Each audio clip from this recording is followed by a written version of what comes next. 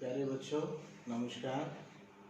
आशा है कि आप सब लोग इस लॉकडाउन की अवधि में हमेशा की तरह मेरी अपील पर उसका अनुपालन करते हुए घर पर होंगे, सुरक्षित होंगे और दूसरों को भी जागरूक कर रहे होंगे इस लॉकडाउन की अवधि में विभिन्न प्रकार के नियमों का पालन करने के लिए। प्रतिदिन की भांति आज फिर हम गणित विषय में अपने कक्षा 12 की क्लास में संबंध एवं फलन इस विषय पर चर्चा करने वाले हैं। किंतु इस विषय को जानने से पहले हम कुछ आवश्यक बातें सीखना चाहेंगे। समुच्चय समुच्चय वस्तुतः समुच्चय संग्रह को बोला जाता है, तो लेकिन ये कोई उल्टी सीधी वस्तुओं का संग्रह नहीं है, कुछ निश्चित गुण वाली वस्तुओं का संग्रह, अर्थात वस्तुओं का सुपरिभाषित समूह अगर है तो उसको आप समुच्चय कह सकते हैं। इसको व्यक्त करने के दो तरीके होते हैं, सूची विधि या तालिका विधि, जिसमें समुच्चय के प्रत्येक अवयव को लिख दिया जाता है।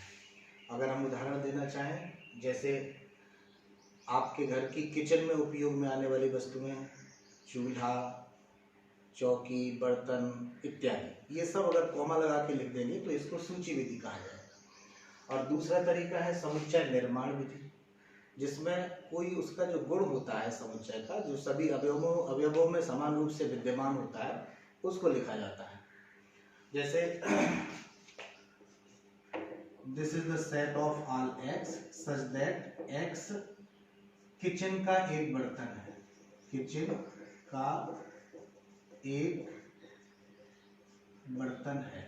तो ये इसमें हमें सभी बर्तनों को नहीं लिखा है, इसमें चिमटा आ गया, इसमें कुकर आ गया, जो भी जितने भी बर्तन किचन में उपयोग में लाए जाते हैं वो सब इसमें आ गए।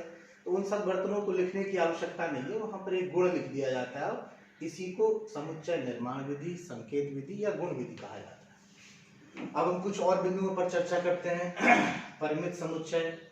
परिमित समुच्चय उसके नाम से ही स्पष्ट है कि ऐसा समुच्चय जिसमें अवयवों की संख्या निश्चित होती है, उसको आप परिमित समुच्चय कहेंगे।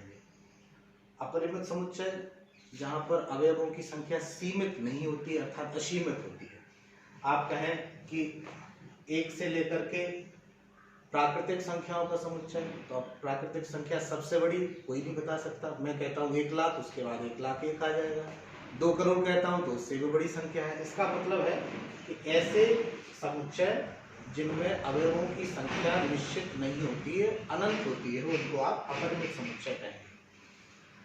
रिक्त समुच्चय ऐसा समुच्चय जिसमें कोई भी अवयव नहीं होता है, इसको फाई से डिनोट किया जाता है। देखिए, अगर हम इसके विस्तार में जाएंगे तब तो बहुत बड़ा पीरियड हो जाएगा, किंतु हम लोगों को